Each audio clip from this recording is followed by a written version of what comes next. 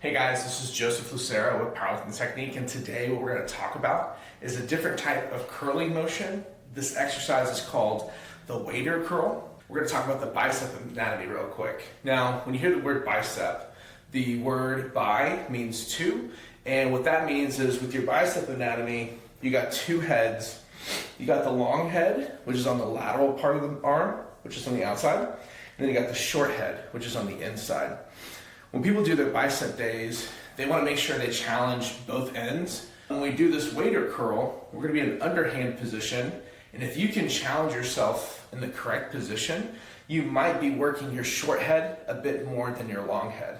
So when I do the wader curl, which is this motion right here, the problem is I don't have resistance displaced on my whole hand. So that's what makes this movement tricky. If I was just to put the resistance in my palm right here, I might not get the sensation across my whole bicep that I could with a better dumbbell. But to get back to the movement, essentially, whether it's this kind of dumbbell or a flat one, you want to get into underhand position with your elbows tucked in. You want to curl the way in and up and down. Now, like you can see, the dumbbell's rocking around.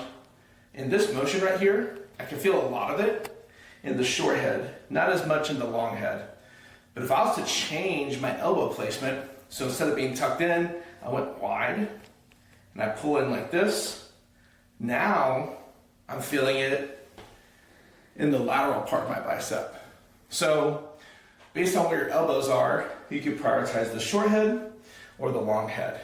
And this dumbbell's hard to use, so I'm actually gonna show you guys a different way to do weighted curls that might perhaps meet you in the middle. So I have the kettlebell. It's got these slanted handles. I'm gonna grip it like this. So with this handle right here, it's not truly underhand or pronated or neutral. It's like a mix. So what I can do here is I can grab it the whole way so I have complete contact with it, tuck in my elbows, and then curl. And this is a much more comfortable version of the wader curl using this different type of handle. And I feel like I'm getting balance between my bicep muscles.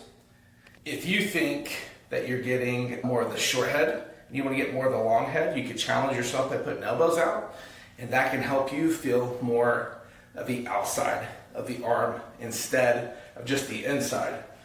Basically, wader curls are a great tool to challenge your biceps. It challenges the short head a bit more because you're underhand, but if you use a kettlebell with a slanted grip, that can help you feel balanced in between both muscle groups of the bicep, and it's an easier grip to use as well. So I think that's kind of a nice little feature to that.